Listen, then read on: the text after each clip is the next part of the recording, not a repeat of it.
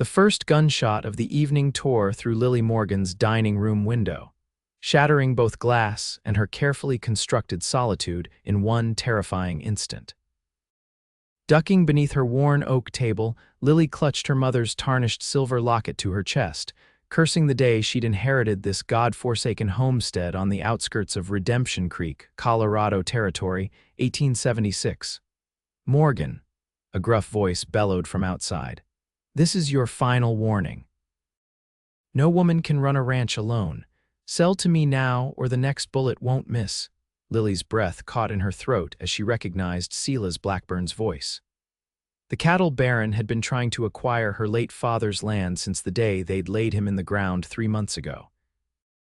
"I've told you 100 times, Blackburn," she shouted back, her voice steadier than her trembling hands. "This land isn't for sale, not today, not tomorrow, not ever." Laughter echoed from multiple voices outside. "You'll be begging me to take it off your hands when winter comes," Blackburn called. "No man will help a stubborn spinster like you. They say you'll never be loved, Morgan. Might as well accept it and move on." Lily closed her eyes, fighting back the tears that threatened to spill. 23 years old, and already the town had written her off as a lost cause, too headstrong, too opinionated, too everything that a proper lady shouldn't be. The hoofbeats of Blackburn's departing gang faded into the distance, but his words lingered like poison in her veins. As dawn broke the following morning, Lily stood on her porch surveying the damage. The window would need replacing, and the south fence had been knocked down again, allowing 3 of her cattle to wander off. With a weary sigh, she adjusted her father's old hat atop her chestnut hair and set off to mend what she could before the blazing Colorado sun reached its peak. She was halfway through repairing the fence when the sound of approaching hoofbeats made her freeze. Reaching for the rifle she'd propped against a nearby post, Lily squinted into the distance, expecting to see Blackburn's return. Instead, a single rider approached, his silhouette unfamiliar against the golden prairie grass. As he drew closer, Lily kept her rifle raised, watching as he slowed his horse to a walk. "That's close enough, stranger," she called, her finger hovering near the trigger. The rider stopped, raising both hands in a gesture of peace. "I'm not looking for trouble, madam," he said, his voice carrying a hint of Texas drawl. "Name's Flynn Dawson. Word in town is you might be hiring." Lily didn't lower her rifle. "Who told you that?" "Nobody told me," he replied with an easy confidence that immediately irritated her. "I just heard about a woman trying to run a ranch alone, with Blackburn circling like a vulture. Figured you could use an extra pair of hands." Now she could see him clearly, tall and broad-shouldered with sun-bronzed skin and eyes the color of a summer storm. His clothes were dusty from the trail but of good quality, and the horse beneath him was a fine-roan stallion that spoke of careful breeding. "I can't pay much," Lily said, finally lowering her rifle slightly. Flynn Dawson's lips curved into a smile that crinkled the corners of his eyes. "I'm not asking for much, Miss Morgan, just fair wages for fair work." "How do you know my name, small town?" he shrugged. "Besides, everyone's talking about the stubborn woman who won't sell to Blackburn." Lily bristled. "Is that what brought you here, curiosity about the town oddity?" Flynn dismounted in one fluid motion, keeping a respectful distance as he loosely held his horse's reins. "No, madam. What brought me here is 20 years of ranching experience and the belief that a person has the right to keep what's rightfully theirs." There was something in his steady gaze that gave Lily pause. Most men in town either pitied her or dismissed her entirely. This stranger seemed to do neither. "Can you mend fences?" she asked abruptly. "Been doing it since I could walk. Herd cattle, better than most. Handle a gun." At this, his expression turned serious. "Only when necessary, but yes, I can protect what needs protecting." Lily studied him for a long moment, weighing her limited options. The ranch was too much for one person. Her father had employed 3 hands before his illness drained their savings. She needed help and no one else was offering. "You can start today," she decided. "There's a room above the stable. It's not much, but it's yours if you want it. First sign of trouble, though, and you're gone." Flynn nodded, a hint of amusement playing at his lips. "Fair enough." And just so we're clear, Miss Morgan, I don't scare easy and I don't run when things get difficult. We'll see about that, Lily muttered, turning back to the fence. And it's just Lily. If we're going to work together, might as well drop the formalities. Lily, he repeated, as if testing how the name felt on his tongue. Well then, Lily, hand me those fence posts and let me earn my keep. As they worked side by side through the afternoon heat, Lily found herself stealing glances at her new hired hand. His movements were efficient, his hands skilled and sure as they repaired the damage Blackburn's men had caused. It had been so long since she'd had real help that the sight of progress being made faster than she could manage alone was almost disorienting. How long have you been on your own here? Flynn asked as they paused to drink from their canteens. Lily wiped her brow with her sleeve. My father died 3 months ago. Lung sickness took him quick at the end. I'm sorry for your loss, Flynn said, and unlike the hollow condolences she'd received in town, his words carried genuine weight. Thank you, she replied stiffly, unused to kindness. It's been in our family for 2 generations. My grandfather built this place from nothing. Flynn nodded, his eyes scanning the rolling pastures that stretched toward the distant mountains. It's good land. I can see why Blackburn wants it. He's wanted it since before my father fell ill, Lily said bitterly. Now he thinks I'll be an easier target. Is that why the townspeople think you'll never keep this place? Because you're a woman alone? Lily's shoulders tensed. They've always thought I was odd, too much like my father, not enough like my mother. When she died 10 years ago, I took over running the household. Dad taught me everything about ranching instead of sending me east to become a proper lady. She gave a short, humorless laugh. The good people of Redemption Creek have been predicting my spinsterhood since I was 16, and that matters to you. Flynn asked, his tone curious rather than judgmental. Lily drove her shovel into the dirt with unnecessary force. What matters is keeping this ranch, the rest is just noise. But as they finished the fence repairs and headed back toward the main house, Lily couldn't help but wonder if Flynn had heard the particular brand of noise Blackburn had shouted the previous night. The thought that this stranger might have come seeking employment out of pity made her stomach twist uncomfortably. The days fell into a rhythm as May turned to June. Flynn proved himself to be everything he'd claimed: capable, hardworking, and unfazed by the challenges of the struggling ranch. Each morning, Lily would wake before dawn to find him already tending to the horses or checking the cattle. They would work side by side through the day, often in companionable silence, sometimes sharing stories of their respective pasts. She learned that Flynn had grown up on a ranch in Texas, the middle son of 5 brothers. He'd left home at 18 to make his own way, working cattle drives and ranch jobs across the Western Territories. He spoke little of the past few years, and Lily sensed a story there but didn't press. Everyone in the West carried secrets. She had her share as well. It was on a sweltering afternoon in late June when trouble returned to Lily's doorstep.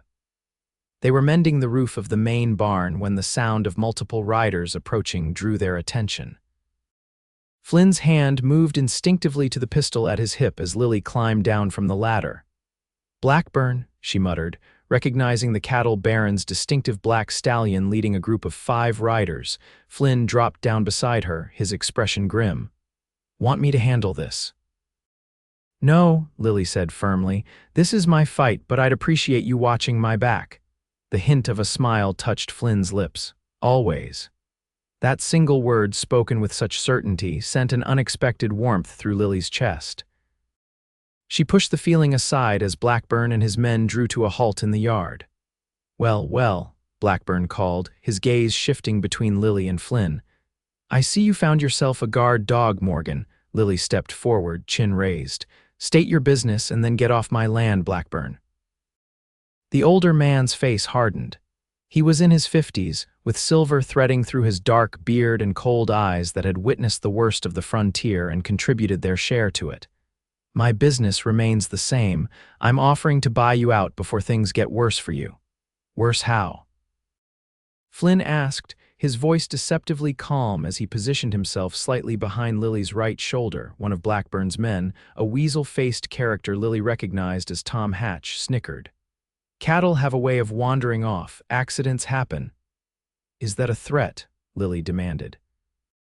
Blackburn spread his hands in a gesture of mock innocence. "Just stating facts. Running a ranch is dangerous business, even more so for a woman with just one hired hand." His gaze lingered on Flynn, especially when that hand has a reputation of his own. Lily frowned, glancing at Flynn, whose expression had turned to stone. "I don't know what you're implying," Flynn said evenly, "but Miss Morgan's ranch isn't for sale, to you or anyone else." Blackburn's smile didn't reach his eyes. "I heard about what happened in Cheyenne, Dawson. Thought you might have learned your lesson about getting involved in other people's business." A muscle twitched in Flynn's jaw, but he remained silent. "You have 5 seconds to leave," Lily said, her hand drifting toward the rifle leaning against the barn wall. "After that, I start shooting." For a tense moment, Blackburn seemed to be weighing his options. Then he chuckled, a sound devoid of humor. "Your father was just as stubborn. Look where it got him." He turned his horse around. "My offer stands until the end of summer, Morgan. After that, I won't be so generous." As the riders disappeared down the road, Lily turned to Flynn.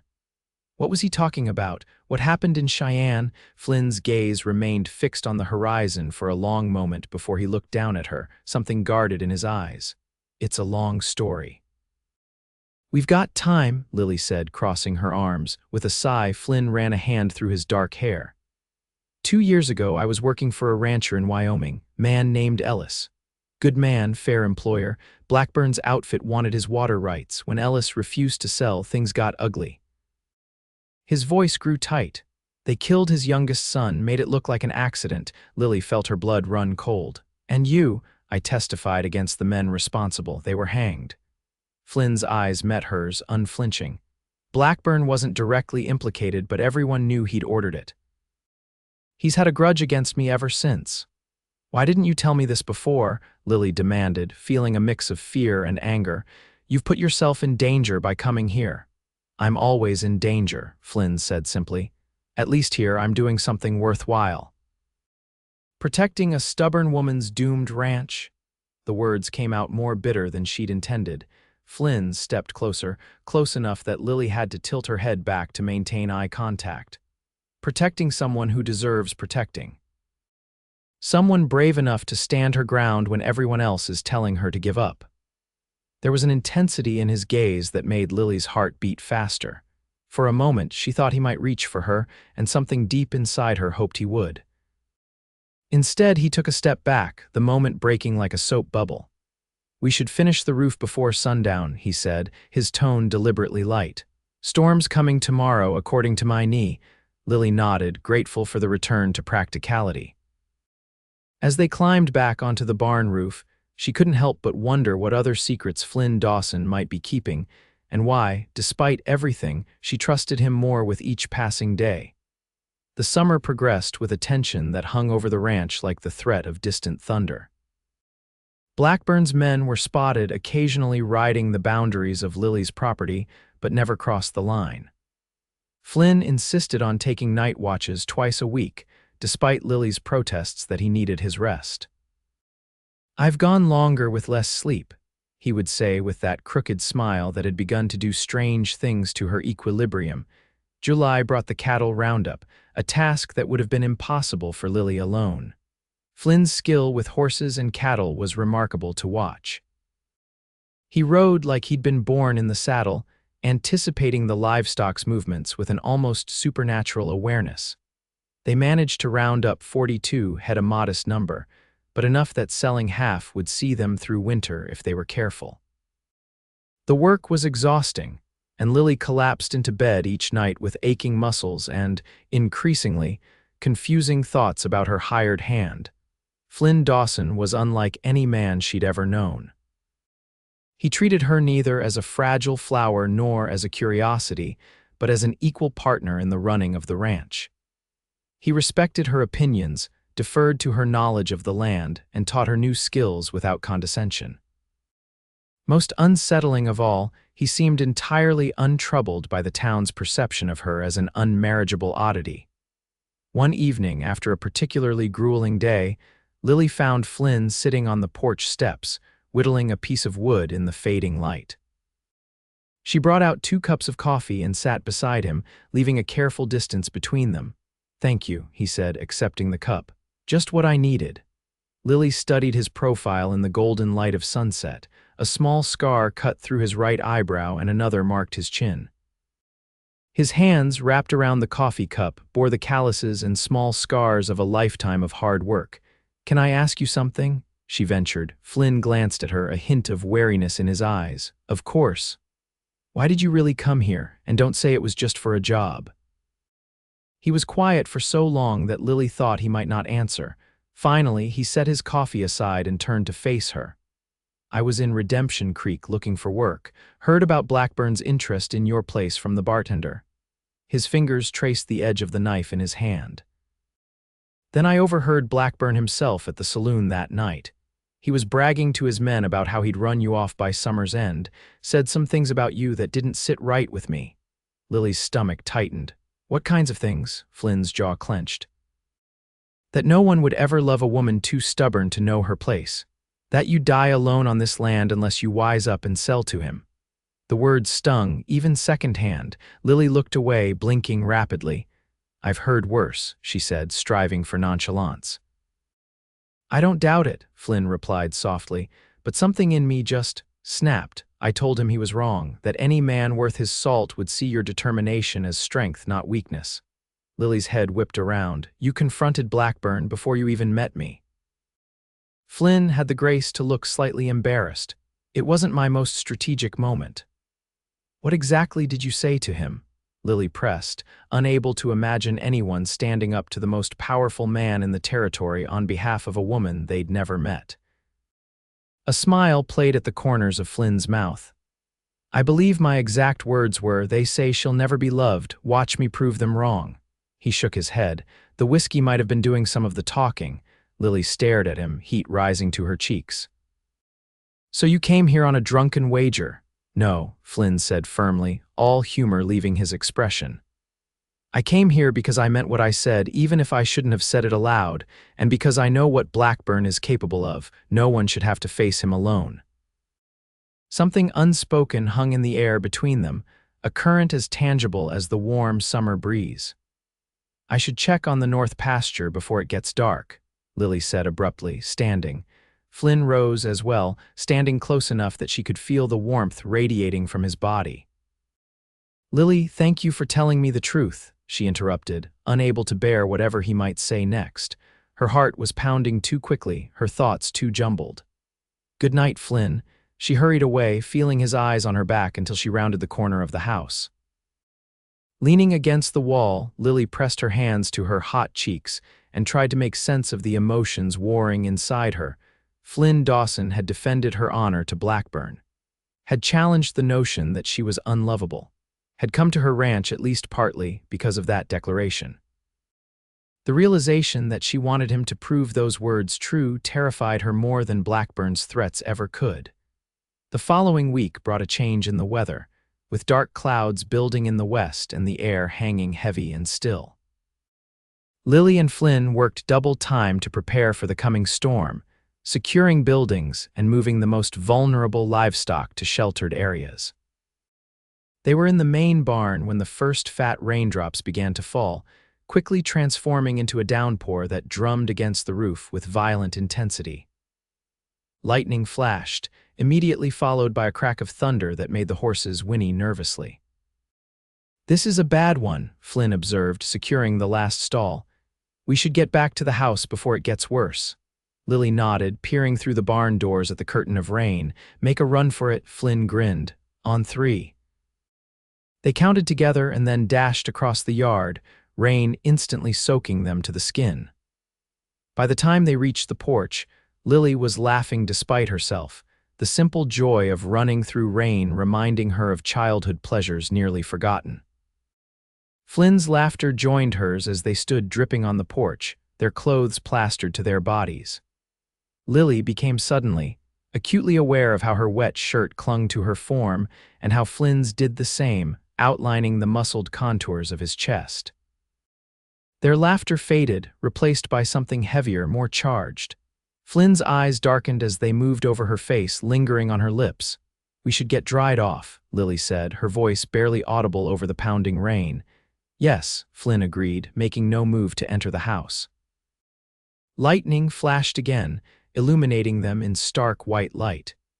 In that frozen moment of brightness, Lily saw something raw and unguarded in Flynn's expression, a hunger that mirrored the one growing inside her. The thunder that followed seemed to break the spell. Lily turned abruptly and pushed open the door, Flynn following her inside. The house was dim with the storm-darkened afternoon light. "I'll get some towels," Lily said, moving toward the linen cupboard, "and you should change into dry clothes." "You can use my father's old," her words cut off as Flynn's hand caught her wrist, gently but firmly turning her to face him. Water dripped from his dark hair onto his face, tracing paths down his cheeks like tears. "Lily," he said, her name almost a prayer on his lips, "I need to know something." She should pull away, should maintain the careful distance she'd established. Instead, she found herself asking, "What, if I kissed you right now, would you send me packing in the morning?" The question hung between them, honest and unadorned.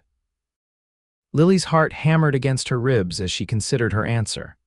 The smart response would be yes, to protect herself, to keep their relationship professional, to avoid the inevitable heartbreak when he eventually left, as everyone did. "No," she whispered instead. "I wouldn't." For a moment, neither moved. Then Flynn closed the distance between them, one hand rising to cup her cheek with exquisite gentleness. His eyes asked a final question, giving her one last chance to retreat. Instead, Lily lifted her face to his, and Flynn's mouth claimed hers.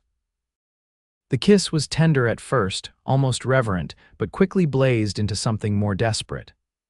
Lily's hands found their way to Flynn's shoulders, feeling the solid strength beneath the wet fabric. His arms encircled her waist, drawing her against him until she could feel the rapid beating of his heart matching her own. When they finally broke apart, both breathing heavily, Flynn rested his forehead against hers. "I've wanted to do that since the day I met you," he confessed. "Even with my rifle pointed at your chest?" Lily asked, a smile tugging at her lips. "Especially then." His thumb traced the line of her cheekbone. "You were the most magnificent woman I'd ever seen." Lily pulled back slightly, searching his eyes for any hint of mockery or deception. Finding none, she felt something within her soften, a wall beginning to crumble. "I don't know how to do this," she admitted. "Neither have I," Flynn said. "Not like this." The rain continued its assault on the roof as they stood holding each other in the dim light, the world beyond the walls of the house seeming very far away. Later, dried and changed into fresh clothes, they sat before the fireplace Flynn had built, the crackling flames holding back the chill that had followed the storm. Lily had prepared a simple dinner of beans and cornbread, which they ate in a comfortable silence punctuated by the occasional rumble of distant thunder. "Tell me about your family," Lily said eventually. "You mentioned brothers," Flynn nodded, setting his empty plate aside. "4 of them. All as stubborn as Texas mules. My pa runs a ranch outside of San Antonio, not as pretty as this land but good for cattle. Do you miss them?" "Sometimes," he admitted. "But we didn't part on the best terms. Pa wanted me to stay and help build the family legacy. I wanted to see more of the world." Lily wrapped her arms around her knees. "I've never been further east than Denver. Sometimes I wonder what it would be like to see the ocean." "The Pacific is something to behold," Flynn said, his eyes distant with memory. "I worked my way to California once. Spent a month just staring at those waves, trying to understand how something could be so vast. Will you go back someday?" The question carried more weight than Lily had intended, her fear of his inevitable departure seeping through. Flynn's gaze returned to her, steady and serious. "I don't know what the future holds, Lily, but I do know I'm not looking to move on from here anytime soon." She wanted to believe him, wanted it with an intensity that frightened her. But experience had taught her that people left her mother to illness, her father to the same, and every friend who'd promised to write after moving away. Why should Flynn Dawson be any different? As if reading her thoughts, he moved closer, taking her hand in his. I understand if you don't trust that. Words are easy, but I hope you'll give me the chance to prove it. Lily found herself nodding, unable to deny the hope that had taken root in her heart despite her best efforts to remain guarded. The storm passed, but the change in their relationship remained. During the day, they maintained a professional partnership, working side by side to run the ranch. But in the evenings, there were soft touches, shared meals, conversations that stretched late into the night, and kisses that grew increasingly passionate. Lily had never known it could be like this, to feel so seen, so understood by another person. Flynn listened when she spoke of her hopes for the ranch, her memories of her parents, her frustrations with the narrow-minded townsfolk. He shared his own stories, adventures on cattle drives, the books he'd read during lonely nights on the trail, his complicated relationship with his father. As July faded into August, they rode into town together to sell some of their cattle to the railroad buyers. It was Lily's first visit to Redemption Creek since Flynn had arrived, and she steeled herself for the inevitable gossip. The small town was busy with summer commerce, dusty streets lined with horses and wagons. Heads turned as Lily and Flynn rode down the main street toward the stockyard. Lily held her chin high, ignoring the whispers that followed them. Miss Morgan, Sheriff Caldwell nodded as they passed. Dawson, Sheriff, Flynn returned evenly. There was a history there that Lily still didn't fully understand, but she'd gathered that the two men had known each other in Wyoming. At the stockyard, Flynn handled the negotiations with the cattle buyer while Lily visited the general store to replenish their supplies. She was examining a bolt of fabric when she became aware of hushed voices nearby. Living in sin, if you ask me, came a woman's disapproving tone. Her poor father would be turning in his grave. Always was a strange one, another voice agreed, but taking up with a gunslinger. The man's got blood on his hands. Lily's fingers tightened on the fabric. Flynn had never claimed to be a gunslinger, though she knew he could handle a weapon. Had there been more to the Cheyenne incident than he'd shared, Miss Morgan? The storekeeper, Mr. Peterson approached with a forced smile. What can I help you with today? Just the usual supplies, Lily said, working to keep her voice steady. And information, if you have it. Peterson raised an eyebrow. Information? About Flynn Dawson, she said bluntly. I overheard some rather dramatic claims just now. The storekeeper's expression grew uncomfortable. Well, I don't like to spread rumors, but there are stories. They say he killed 3 men in Cheyenne, shot them dead in the street.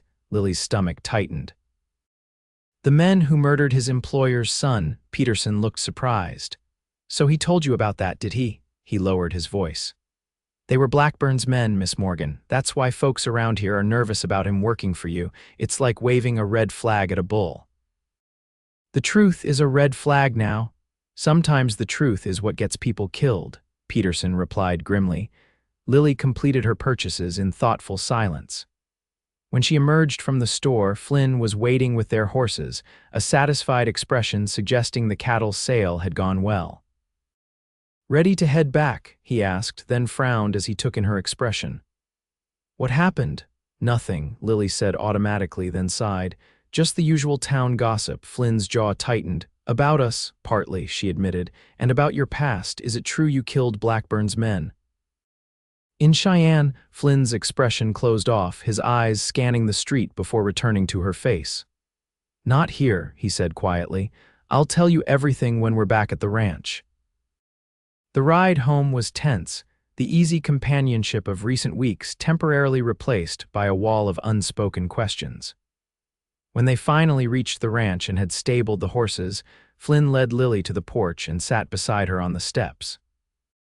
I should have told you the whole story from the beginning, he said, removing his hat and setting it aside. It wasn't just testimony that brought those men to justice. They ambushed me one night, 3 of them. They'd been drinking, wanted revenge for me speaking out against them. His voice was flat, factual. I didn't have a choice, Lily. It was them or me. You killed them in self-defense, she clarified. Flynn nodded. The sheriff ruled it justified, but Blackburn never forgave me for it. Those men were loyal to him for years. Why didn't you tell me? Because I didn't want you to look at me the way you're looking at me now, he said quietly. Lily realized she had unconsciously shifted away from him. She forced herself to move closer to take his hand in hers. I'm not afraid of you, Flynn. I just wish you had trusted me with the truth. His fingers tightened around hers. I trust you with my life, Lily Morgan. I just wasn't ready to see judgment in your eyes. There's no judgment, she assured him. Only concern. Blackburn is even more dangerous than I thought. Yes, Flynn agreed gravely, and he won't give up easily. As if summoned by their words, the sound of approaching riders drew their attention. Flynn stood, positioning himself slightly in front of Lily as 4 men came into view.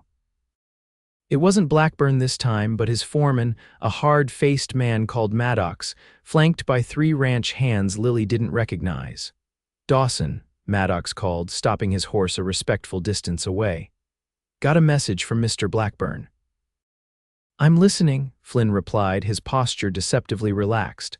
Boss says his patience is running out. He's offering $5,000 for the ranch, cash in hand. One-time offer. Lily stepped forward. The answer is still no. Maddox spat into the dirt. Lady, you're making a mistake, Mr. Blackburn isn't asking much longer, and he says to tell Dawson that he hasn't forgotten Cheyenne. His cold eyes flicked to Flynn. Says you should remember what happens to those who cross him. Flynn's expression remained impassive. Anything else? Yeah, Maddox said, a cruel smile twisting his features. Boss also said to remind Miss Morgan here what her daddy's last days were like, all alone, gasping for breath. Said she might want to consider if that's how she wants to go too. Flynn moved so quickly that Lily barely registered it until he had Maddox by the shirt front, nearly pulling him from the saddle. You tell Blackburn, Flynn growled, that if he threatens Miss Morgan again, Cheyenne will look like a Sunday picnic compared to what I'll do to him. Maddox's companions reached for their guns, but Lily's rifle was already in her hands, aimed steadily at the closest rider. I wouldn't, she warned. After a tense moment, Flynn released Maddox, who straightened his shirt with a glare. You've made your choice, the foreman said. Don't come crying when things get ugly. He wheeled his horse around, his men following as they galloped away. When they were out of sight, Lily lowered her rifle, hands shaking slightly. That went well. Flynn didn't smile at her attempt at humor. Pack a bag, he said. You're not staying here tonight. What? I'm not leaving my home, just for tonight, Flynn insisted. They're angry, and men like that often come back when they've had a few drinks. We'll stay in town. And tomorrow, Lily demanded. And the day after. I can't abandon my ranch every time Blackburn makes a threat. Flynn ran a hand through his hair in frustration. Then let me bring in help. I know some men, good men, who would work for fair wages and wouldn't be scared off by Blackburn. Lily hesitated. The ranch's finances had improved with the cattle sale, but hiring additional hands would strain their resources. How many men? She asked finally. 2, Flynn said. Brothers I worked with in Wyoming. They owe me a favor. Lily nodded slowly. All right, send for them. But I'm not leaving my ranch tonight, Flynn. This is my home. I won't be driven from it. Flynn looked like he wanted to argue, but finally nodded. Then I'll stay in the house tonight, not the stable room, and we take watches in shifts. It was a compromise Lily could accept. As they prepared for what might be a long night, she couldn't help but notice how naturally Flynn moved through her home, how right it felt to have him there. The thought both comforted and terrified her. They ate a quiet dinner, the earlier tension between them dissolved by the more immediate concern of Blackburn's threats. Afterward, Flynn checked and cleaned his revolver at the kitchen table while Lily did the same with her father's rifle. Where did you learn to shoot? Flynn asked, breaking the silence. My father taught me when I was 12, Lily replied, her hands moving with practiced efficiency. Said a woman alone needs to know how to protect herself. He was right, Flynn said, though I wish it wasn't necessary. Lily smiled faintly. He would have liked you, I think. He had no patience for pretense, and he valued hard work above all else. High praise, Flynn said, a warmth in his voice that made Lily look up. His eyes were soft in the lamplight. What about your mother? What was she like? Beautiful, Lily said immediately. And kind. She could coax flowers to grow in the most unforgiving soil. She loved to read poetry aloud in the evenings. A lump formed in her throat. I was 13 when she died. Sometimes I worry I'm forgetting her face. Flynn reached across the table, covering her hand with his. Tell me more about her, he encouraged, and so Lily did, the words flowing more freely than she'd expected.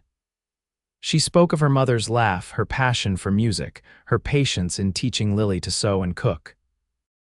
Flynn listened intently, asking questions that showed he was genuinely interested, not merely being polite. When she finally fell silent, Flynn squeezed her hand. She sounds remarkable, like her daughter. Lily felt a blush warm her cheeks. Your turn, she said. Tell me about your mother. As Flynn spoke of the strong-willed Texas woman who had raised 5 sons and run a household with military precision while still finding time to teach them all to read and appreciate beauty, Lily found herself imagining meeting this formidable woman someday. The thought startled her. She was already thinking of a future that extended beyond the immediate crisis, a future that included Flynn. When the clock struck 10, Flynn insisted Lily take the first sleep shift while he kept watch. She agreed reluctantly, extracting a promise that he would wake her at 2 for her turn. In her bedroom, Lily changed into her nightgown and lay atop the quilt, listening to Flynn's steady footsteps as he made rounds of the house, checking windows and doors. Despite the danger that might be lurking in the darkness outside, she felt safer than she had in months. Sleep claimed her quickly, but it seemed only moments later when Flynn's gentle hand on her shoulder woke her. The clock showed 2 a.m. All quiet, he reported, his voice hushed in the darkness. But stay alert, Lily nodded, slipping out of bed and pulling on her robe. Flynn hesitated in the doorway, his tall frame silhouetted against the faint light from the main room. Lily, he said, something in his voice making her pulse quicken. Whatever happens with Blackburn, I want you to know that coming here, meeting you, it's the best thing that's ever happened to me. Before she could respond, he was gone, the door to her father's old room closing softly behind him. Lily moved through the quiet house, checking each window as Flynn had done, rifle in hand. The night was still, with only the occasional hoot of an owl or distant coyote call breaking the silence. As she completed her second circuit, dawn began to lighten the eastern sky. No attack had come. Perhaps Blackburn's men had been bluffing after all. Flynn emerged from the bedroom as the first golden rays of sunlight streamed through the windows. His hair was tousled from sleep, his expression alert despite the dark circles under his eyes. Morning, he said, voice rough with sleep. Morning, Lily returned, suddenly conscious of her robe and nightgown, of the intimacy of sharing a home with this man who had somehow become central to her life in such a short time. I'll make coffee, Flynn offered, moving toward the kitchen. It was such a small thing, but the domesticity of it struck Lily with unexpected force. This was what it would be like to share her life with someone mourning coffee, divided duties, the knowledge that she wasn't facing the world alone. The day progressed normally, the threat of the previous evening receding somewhat in the bright August sunshine. Flynn dispatched a letter to his friends in Wyoming, requesting their help, and they set about their usual ranch tasks. It was late afternoon when Sheriff Caldwell rode up, his expression grim. Miss Morgan, he greeted, dismounting stiffly. Dawson. Sheriff, Lily acknowledged. What brings you out our way? Caldwell removed his hat, turning it in his hands. Afraid I've got bad news. There was a fire at the Peterson place last night. No one was hurt, but they lost their barn and most of their livestock. Lily frowned. That's terrible, but Peterson sold some cattle to the railroad yesterday, Caldwell interrupted. Right after you did. And he refused Blackburn's offer to buy him out last month. The implication was clear. Flynn stepped closer to Lily, his arm brushing against hers in a gesture of support. You think Blackburn was behind it, Flynn said, not a question. Caldwell sighed. I can't prove anything. But I thought you should know, his eyes fixed on Lily. Miss Morgan, I understand your attachment to this place, but Blackburn's not a man who takes rejection well. Maybe consider his offer just until things cool down. With all due respect, Sheriff, Lily replied, steel in her voice, if you can't protect the citizens of this county from a man like Blackburn, perhaps you should reconsider your position.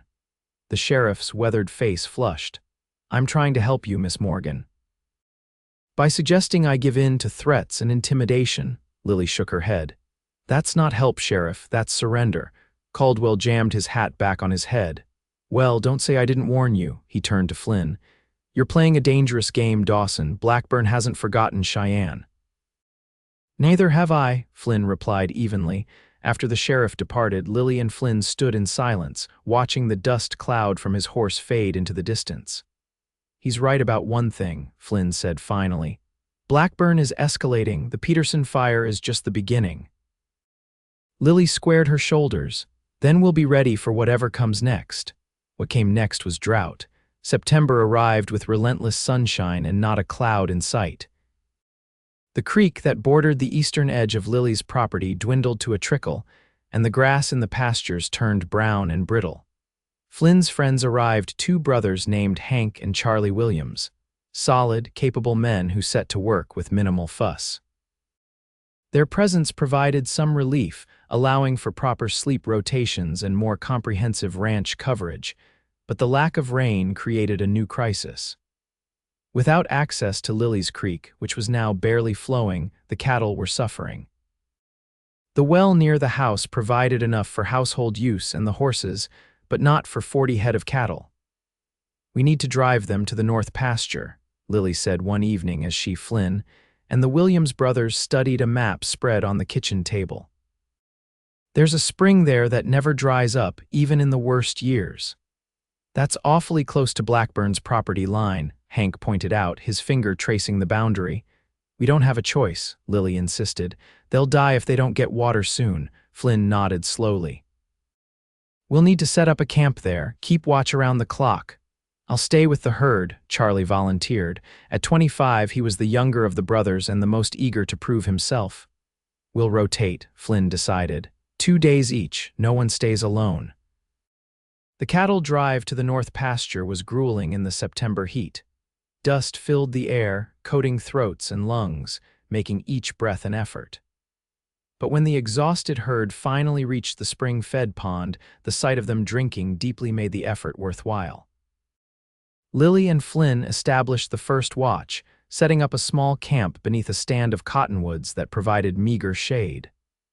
The Williams brothers returned to the main ranch, promising to return in 2 days for their shift. As night fell, bringing a welcome coolness to the air, Lily and Flynn sat before a small campfire. The cattle settled nearby with occasional lows and snuffles. "Reminds me of my first cattle drive," Flynn remarked, pouring coffee into tin cups. "I was 16, thought I knew everything. Nearly got myself killed trying to cross a river at high water."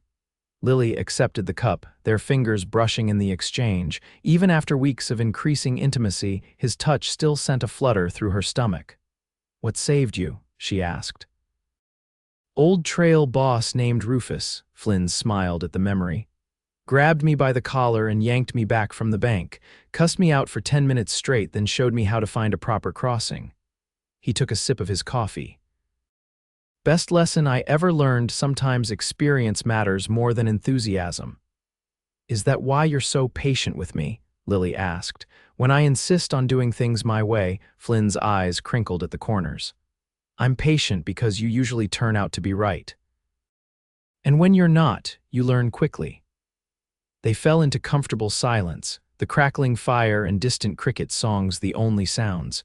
Above them, stars emerged in a dazzling display that only the clear air of the high country could provide. "It's beautiful," Lily murmured, leaning back on her elbows to take in the celestial show. "Sometimes I forget to look up." Flynn set aside his coffee and moved to sit beside her, close enough that their shoulders touched. "My mother used to say that stars are windows into heaven, where our loved ones can look down on us." "You believe that?" "I'd like to," he said softly. "I'd like to think your parents can see how well you're doing, how strong you've become." Lily felt tears prick at her eyes. "I hope so."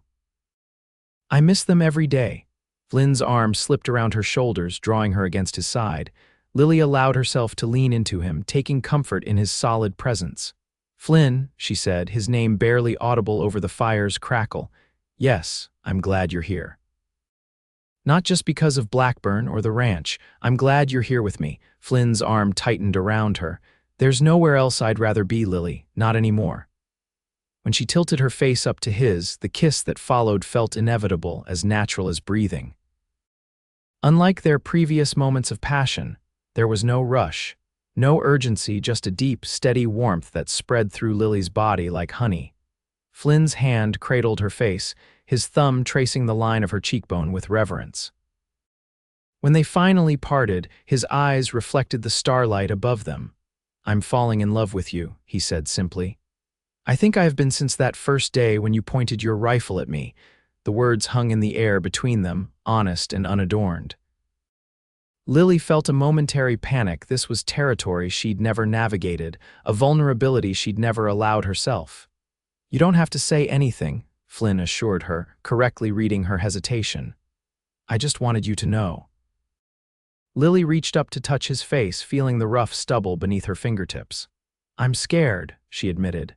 "Not of you, but of wanting something so much that losing it would break me." Flynn turned his head to press a kiss to her palm. "I understand fear, Lily. I've lived with it, fought it, run from it. But meeting you taught me something important. Sometimes the things that frighten us most are the very things worth fighting for." Their second kiss deepened quickly, years of loneliness and restraint giving way to hunger. Lily's hands moved to Flynn's shoulders, feeling the strength beneath his shirt. His arms encircled her waist, drawing her closer until she was nearly in his lap. When Flynn's lips moved to her neck, Lily gasped at the sensation, her body responding with an intensity that both thrilled and frightened her. "We should stop," Flynn murmured against her skin, though his actions contradicted his words as his hand slid up her side. "Why?" Lily asked, her voice husky with desire. Flynn pulled back slightly, his eyes dark with wanting but also with respect. "Because you deserve better than a bedroll under the stars for your first time." The implication that he knew she was untouched should have embarrassed her, but instead, Lily felt only gratitude for his consideration. "And if I don't want to wait," a groan escaped Flynn's throat. "Lily Morgan, you're testing every ounce of my self-control." She smiled, feeling a newfound power in her effect on him. "Good." With visible effort, Flynn disentangled himself from her embrace, moving to throw another log on the fire. "Tell me about your plans for the ranch," he said, clearly trying to redirect their energy. "For next year and beyond." Lily laughed softly at the transparent attempt at distraction, but allowed it. They spent the next hour discussing breeding stock and possible crops for the unused eastern field, the tension between them gradually settling into a pleasant undercurrent. As the night deepened, they established a watch rotation, with Flynn taking the first shift. Lily settled into her bedroll, watching as he moved around the perimeter of their camp, checking on the cattle before taking a seat on a fallen log with a clear view of the approach from the north. She drifted to sleep with the comforting knowledge of his presence, only to be jolted awake what seemed like minutes later by Flynn's urgent hand on her shoulder. "Riders," he whispered, already moving to gather their gear. "Coming from Blackburn's land." Lily scrambled to her feet, grabbing her rifle. "How many?" "At least 5, maybe more," Flynn said, stamping out the remnants of their fire. "Too many to fight, especially with the cattle to protect." "What's the plan?" Lily asked, her mind racing. Flynn checked his revolver, then handed Lily the reins to her horse, already saddled. "You ride back to the ranch, get the Williams brothers. I'll stay with the herd, try to keep them calm and away from Blackburn's men." "I'm not leaving you here alone," Lily protested. "Lily," Flynn gripped her shoulders, his expression deadly serious in the moonlight. "This isn't about bravery, it's about strategy. If we both stay, we could lose everything. If you go for help, we have a chance." The logic was sound, but it did nothing to ease the fear gripping Lily's heart. "Promise me you won't do anything reckless." A hint of a smile touched Flynn's lips. "I promise to be as careful as a man can be when facing down Blackburn's thugs." It wasn't the reassurance she wanted, but Lily knew they were out of time. The distant sound of hoofbeats was growing closer. "Go," Flynn urged, helping her into the saddle. "Stay off the main trail, use the creek bed, it's dry enough to ride through." Lily leaned down impulsively, pulling him into a fierce kiss. I love you, she said against his lips, the words she'd been too afraid to speak now spilling out in the face of danger. Come back to me. Flynn's eyes widened, then crinkled with a smile that lit his entire face despite the circumstances. Wild horses couldn't stop me, Lily Morgan. With a final squeeze of his hand, Lily wheeled her horse around and galloped into the night, taking the route Flynn had suggested. Behind her, she heard Flynn moving the cattle away from the approaching riders, his low, calm voice carrying on the night air. The ride back to the ranch was the longest of Lily's life. Every instinct screamed at her to turn around, to go back to Flynn, but logic prevailed.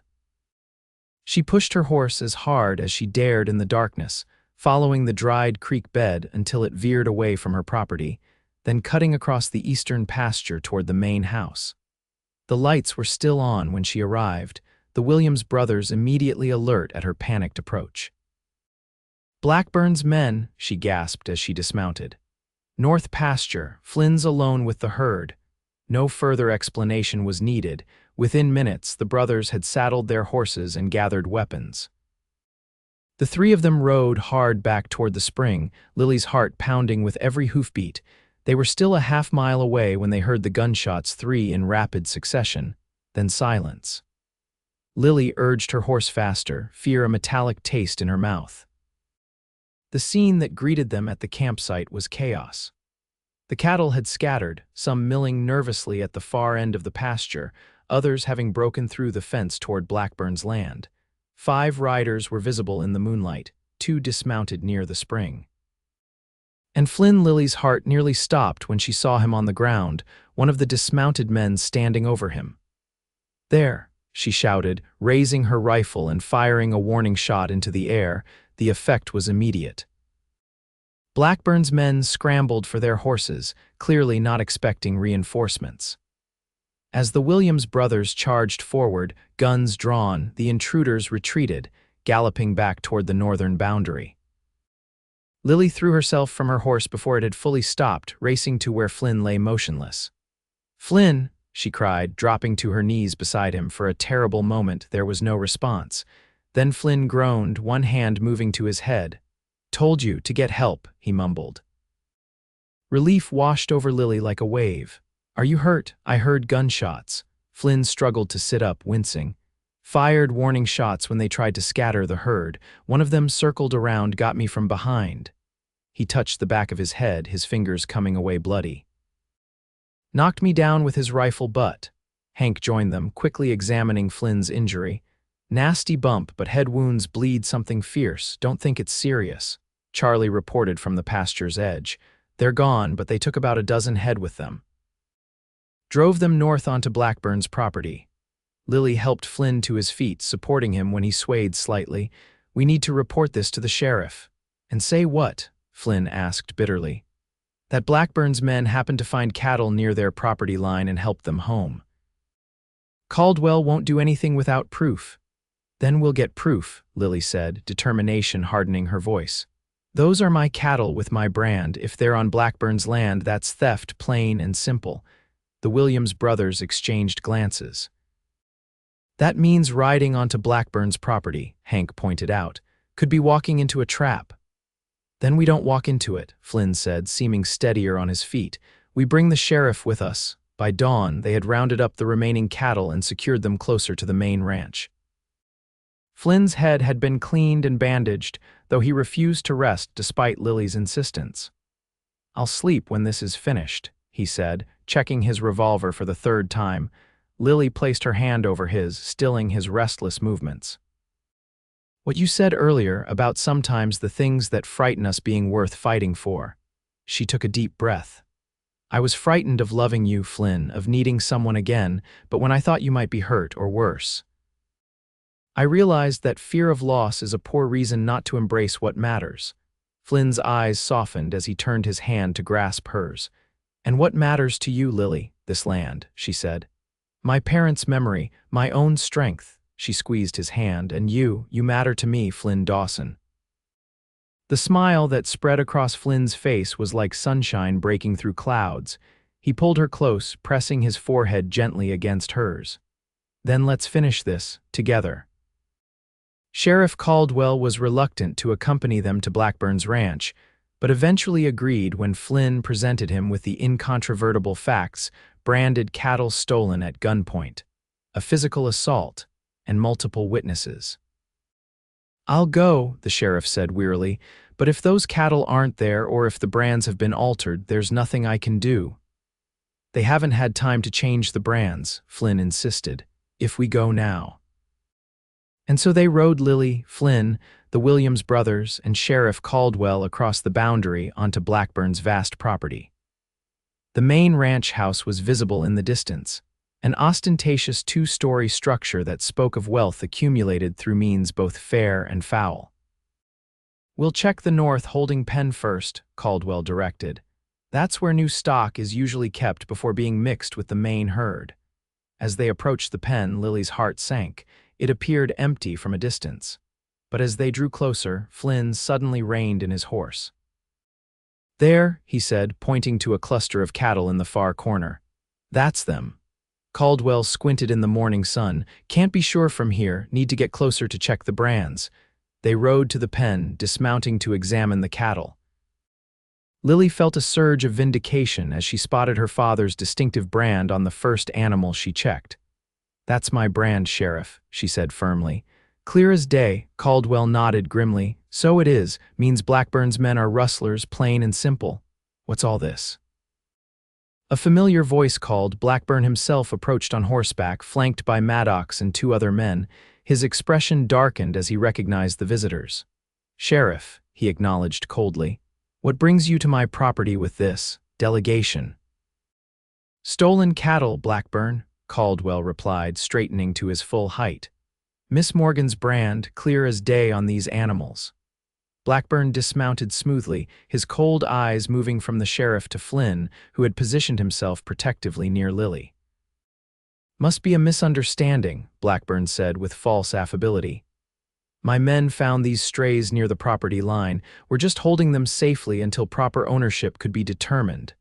"At gunpoint," Flynn challenged. "After attacking me," Blackburn's smile never reached his eyes. "I have no knowledge of any attack. Perhaps you fell and struck your head, Dawson. Memory can be unreliable after such an injury." The mockery in his tone made Lily's blood boil. "There were 5 witnesses, Mr. Blackburn. And your men drove these cattle here deliberately after attempting to scatter my entire herd." "Serious accusations, Miss Morgan," Blackburn said, his gaze hardening. "But ultimately, it's your word against mine, and in this county my word carries considerable weight." "Not when it comes to cattle rustling," Sheriff Caldwell interrupted. "Brands don't lie, Blackburn. These are Morgan cattle stolen from Morgan land. I'm taking them back to their rightful owner." For a moment, Blackburn's composure slipped, revealing the rage beneath. "You're making a mistake, Caldwell," he snarled. "All of you are." "The only mistake," Flynn said quietly, "was thinking you could steal from Miss Morgan and get away with it." Blackburn's attention shifted fully to Flynn, hatred blazing in his eyes. "You should have stayed away after Cheyenne, Dawson. I haven't forgotten what you cost me. 3 murdering cowards who got what they deserved," Flynn replied evenly. "And it seems you haven't learned your lesson about sending men to do your dirty work." Tension crackled between the two men, years of animosity finding its focus in this confrontation. Lily stepped forward, placing herself deliberately between them. "Sheriff," she said clearly, "I want to press charges. Cattle rustling, assault, destruction of property, all of it." Caldwell looked uncomfortable but nodded. "I'll need statements from all of you, and Blackburn, I'll need to speak with your men who were involved." "My men are out working cattle," Blackburn said dismissively. "You can't expect me to interrupt ranch operations for this nonsense." "Actually, I can," Caldwell said with unexpected firmness.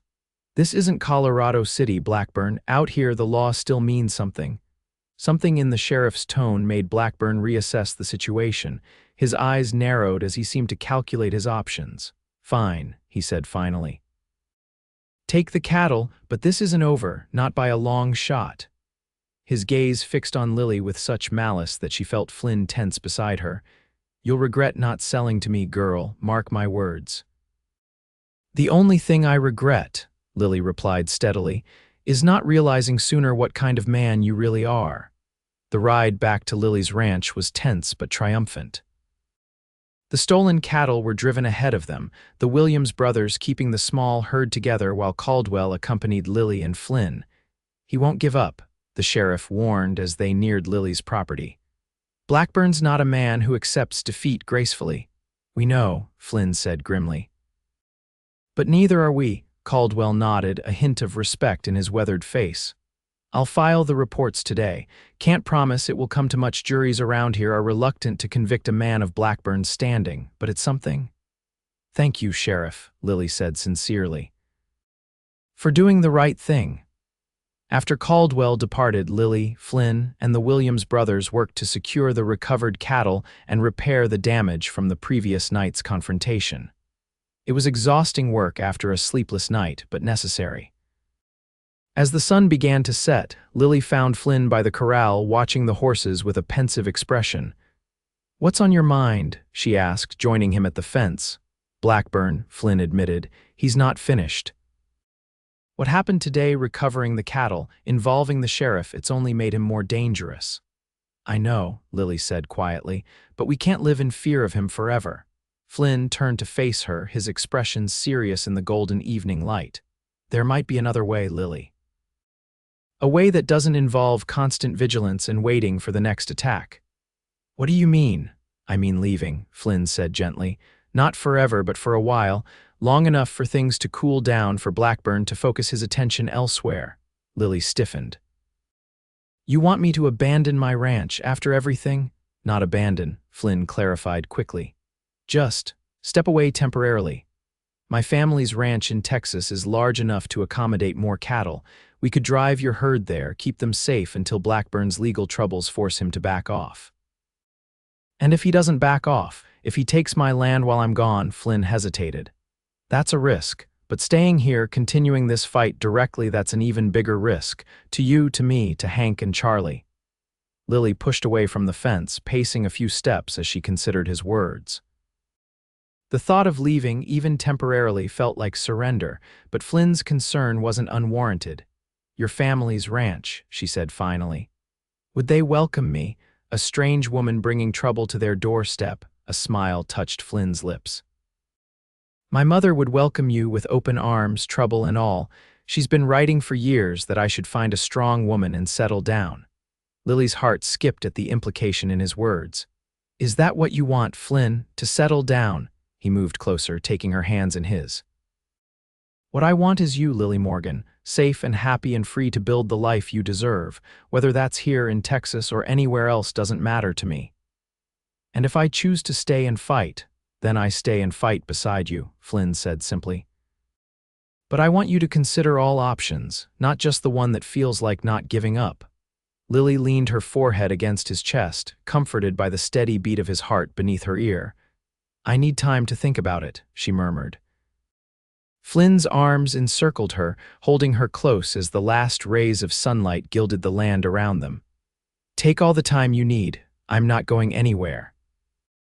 That night, as they sat around the kitchen table with the Williams brothers, discussing security arrangements for the coming days, a knock at the door brought all conversation to an abrupt halt.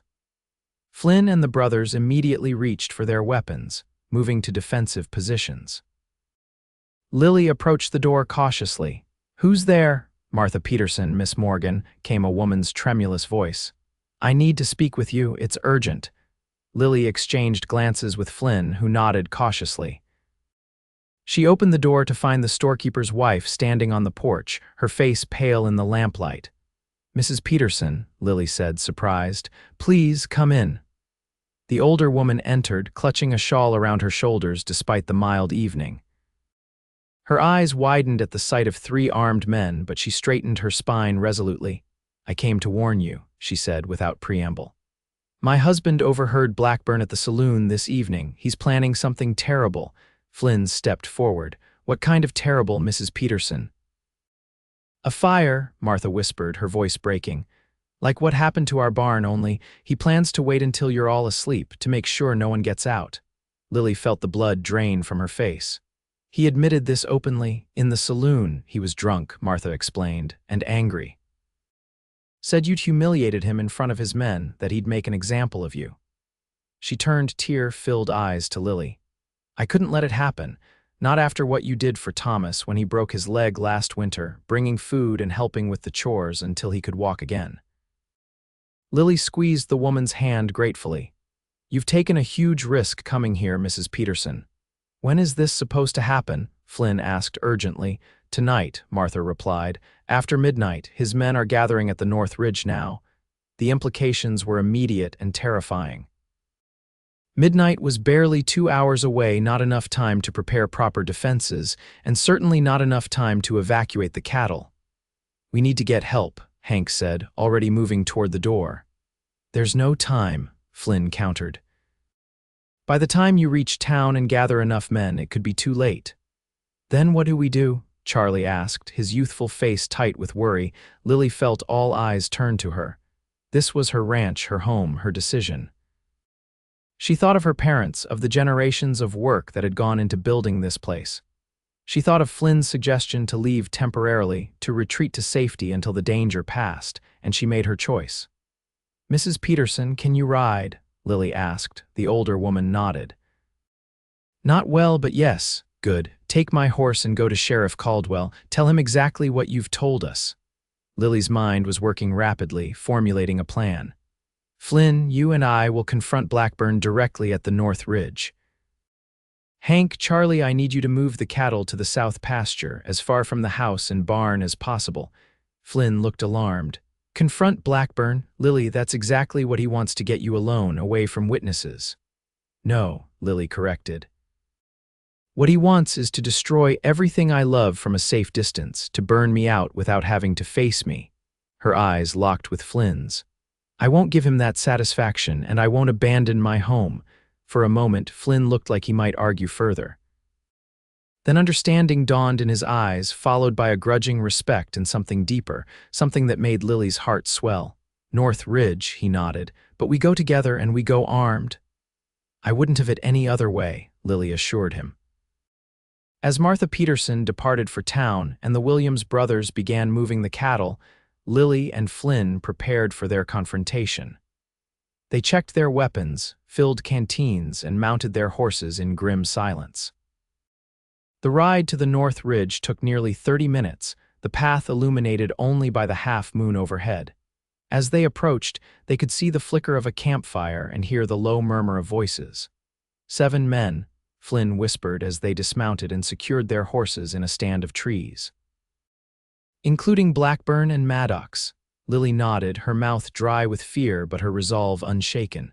"Let's get closer. I want to hear what they're planning."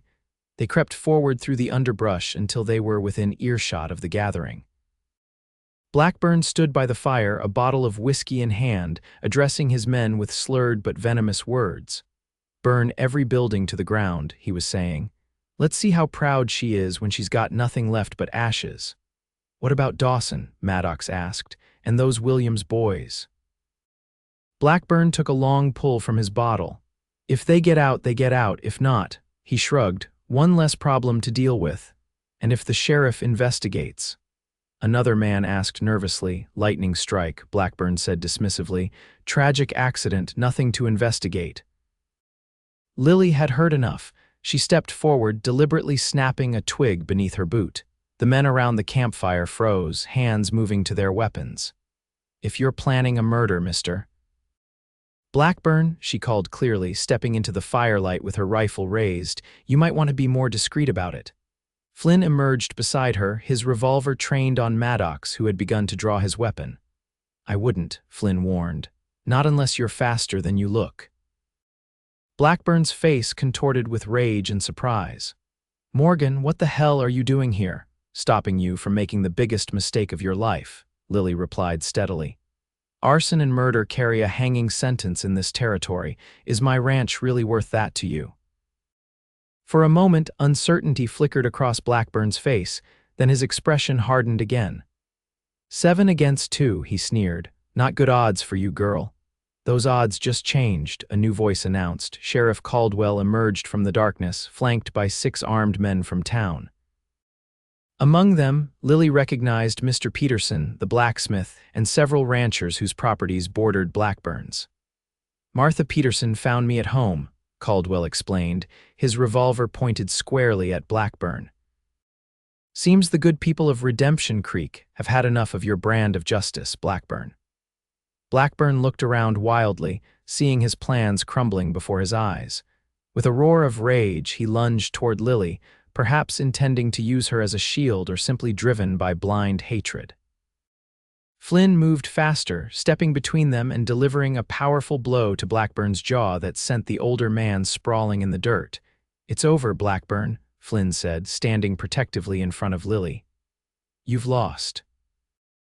As Caldwell and the townsmen disarmed Blackburn's men, the cattle baron glared up at Flynn and Lily with undisguised hatred.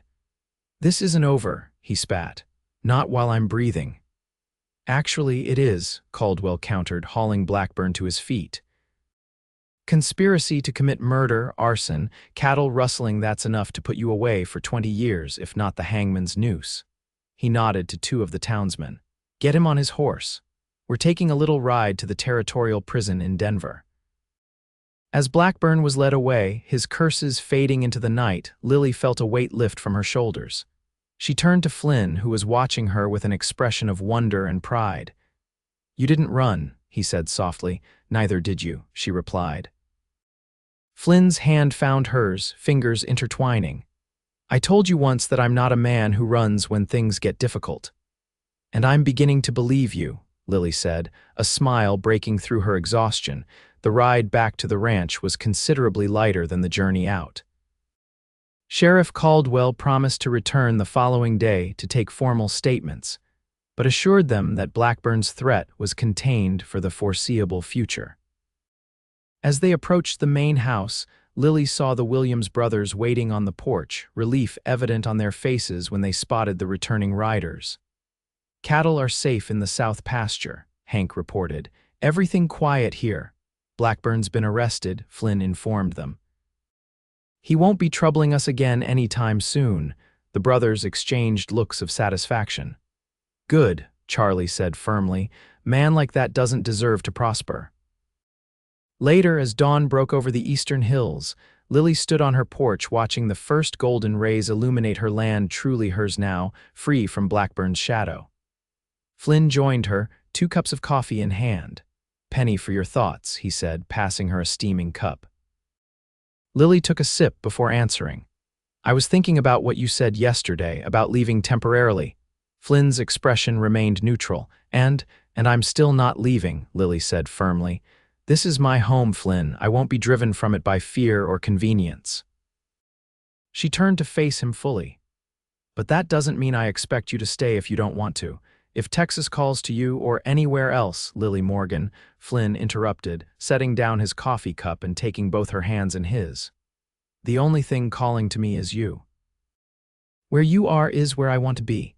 Her heart soared at his words, but a lifetime of caution made her ask, "Are you sure? Running a ranch is hard work, and this one has seen better days." Flynn's eyes crinkled as he smiled. "I'm not afraid of hard work. And I'm not afraid of building something that matters, something lasting." His thumbs traced circles on the backs of her hands. "If you'll have me, that is." Lily felt tears prick at her eyes, tears of relief, of joy, of a hope she'd almost forgotten how to feel. "I'll have you, Flynn Dawson. For as long as you'll stay."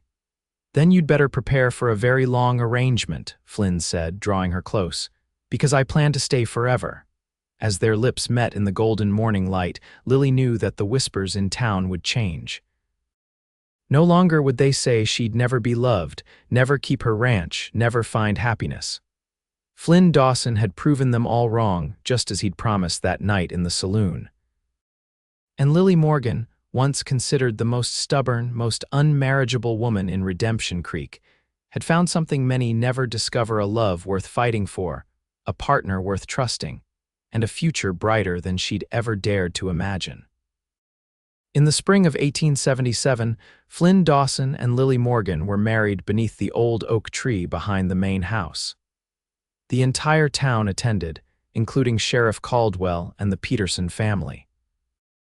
Even Flynn's parents and brothers made the journey from Texas, his mother immediately taking to Lily with the warmth Flynn had predicted. That same spring brought news that Silas Blackburn had been sentenced to 15 years in territorial prison for his crimes. With his influence removed, Redemption Creek began to flourish, small ranchers and farmers no longer living under his shadow. Lily and Flynn expanded their operation, breeding cattle and horses that became known throughout the territory for their quality. The Williams brothers stayed on, eventually bringing their own families to settle on neighboring land that Lily and Flynn helped them purchase. By the summer of 1880, their family had grown to include twin daughters, Emma and Sarah, who inherited their mother's chestnut hair and their father's storm-gray eyes. Lily would often sit on the porch in the evening, watching Flynn teach the girls to ride their ponies around the yard, their laughter carrying on the wind. On their 5th wedding anniversary, as they sat together on that same porch after the girls had been put to bed, Flynn presented Lily with a small wooden box. Inside was a silver locket, similar to her mother's but newly crafted. "Open it," he urged. Inside were 2 miniature portraits, one of their daughters and one of Flynn and Lily on their wedding day. "So you'll always have your heart's treasures close," Flynn explained. "And so you'll never forget that someone once said you'd never be loved and I proved them wrong." Lily's fingers traced the delicate silver work. "As if I could ever forget," she said softly. "You changed everything, Flynn." "No," he corrected, drawing her into his embrace as the sunset painted the western sky in hues of gold and crimson. "You were already changing things. I was just smart enough to recognize a force of nature when I saw one." As darkness fell over the land they'd fought for and protected, Lily Morgan Dawson rested her head against her husband's shoulder, content in the knowledge that some battles were worth every sacrifice, and some loves truly could last a lifetime.